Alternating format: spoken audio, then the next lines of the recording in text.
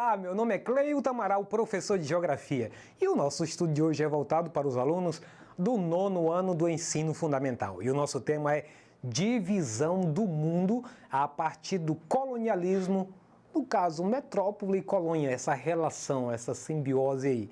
Então vamos entender um pouco isso, olha só. Então, uma das divisões bastante convencionais é essa daí, divisão em hemisférios. Alguma das mais comuns divisões do planeta em hemisfério. Divisão norte é feita na linha do Equador, lembra aquela dividir ao meio o globo, como o professor mostrou para você? Então aí você tem o hemisfério norte e o hemisfério sul, a partir da linha do Equador.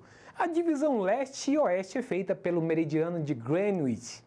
Divide a Terra em hemisfério ocidental ou hemisfério oriental. Essa é uma das formas, e esse mapa é bastante ilustrativo, você depois pode fazer aí um congelamento e entender bem bacaninha, porque tá as orientações bem interessantes aí, com as setas mostrando onde é hemisfério ocidental, hemisfério oriental e hemisfério norte e hemisfério sul.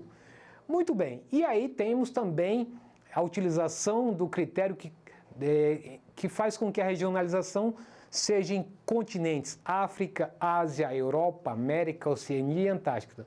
Então nós temos aí essa outra forma de regionalizar o mundo. Continente americano, africano, asiático, europeu, Oceania e Antártica. E é possível se representar o mundo de outra forma? Sim. Várias mesmo, do ponto de vista econômico, político, as condições sociais de uma população, as condições econômicas. Então, para cada situação que você vai pesquisar, você pode fazer uma representação diferente. Mas a aula de hoje vamos contextualizar referente à questão da colonização dos europeus em relação aos outros países que foram descobertos. Vamos lá então. Quanto à divisão histórica geográfica, é um critério usado nessa divisão, é a história da expansão da colonização europeia em cada continente. De acordo com essa classificação, existem 3 regiões. O Velho Mundo, formado pela Europa, Ásia e África.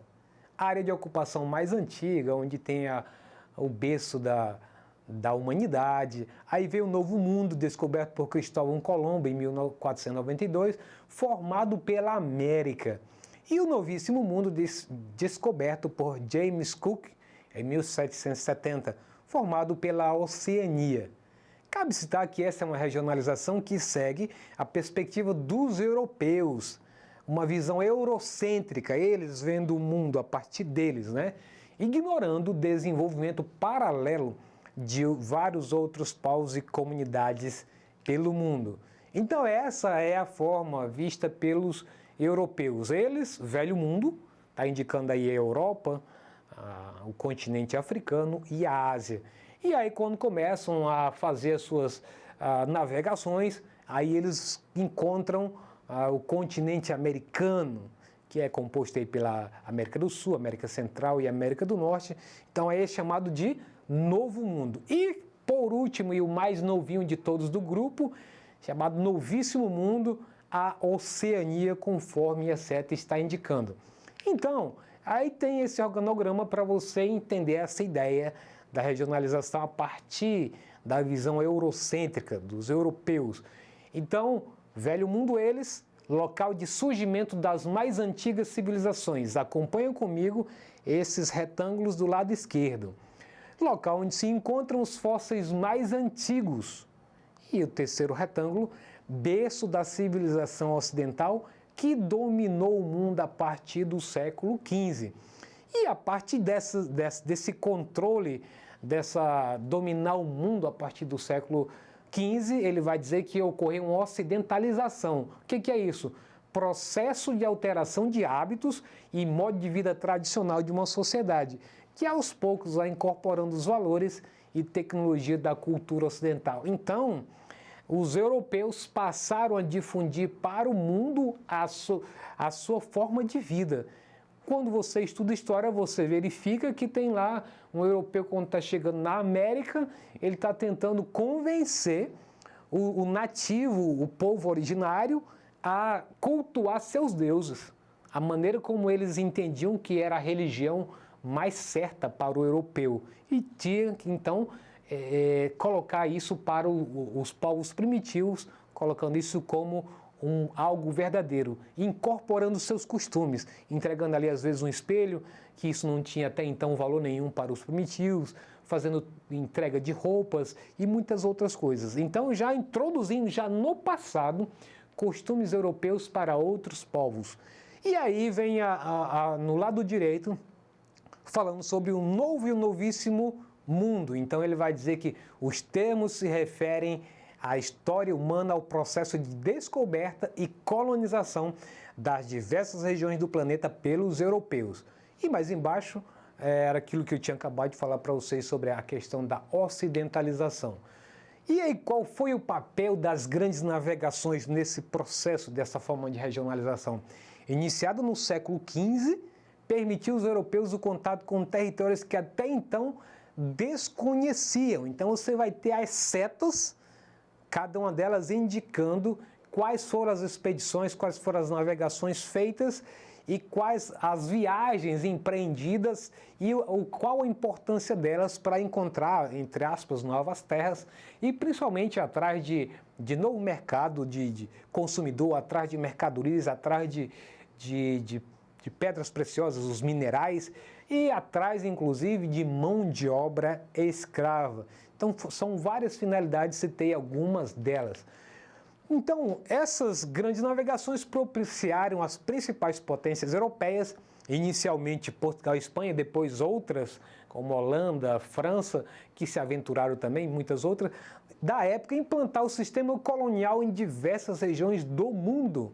As colônias se tornaram fornecedoras de mão de obra escravizada, de matéria-prima e de metais preciosos e consumidora dos bens produzidos nos países europeus, conforme citei há pouco. O mercantilismo, conjunto de princípios que norteou a economia europeia entre os séculos XV e XVIII. O principal ideal era que a riqueza de um país se media de acordo com a quantidade de metais preciosos que ele tinha, como ouro e como a prata. Por isso que quando os portugueses chegaram no litoral brasileiro, deram, a princípio, no século XVI, ignoraram, né, a importância da parte litorânea, porque até então ela não tinha valor nenhum, a não ser madeira que ficaram explorando, mas do outro lado, na costa do continente, você tinha os espanhóis que estavam se esbaldando de ouro e prata, e isso continuava uma corrida intensa dos portugueses para ver se conseguiam chegar a esse nível, até porque a riqueza da coroa portuguesa seria medida pela quantidade de metais, conforme a gente acabou de ver aí agora. E aí entender o que foi esse pacto colonial que havia entre colônia e a metrópole.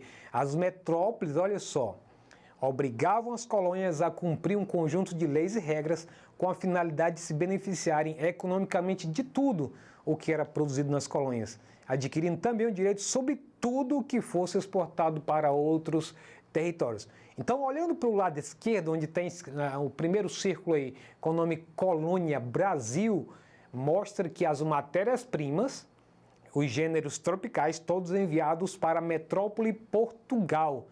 Na contrapartida, a metrópole portuguesa reenviava para a colônia Brasil produtos manufaturados ou produtos industrializados.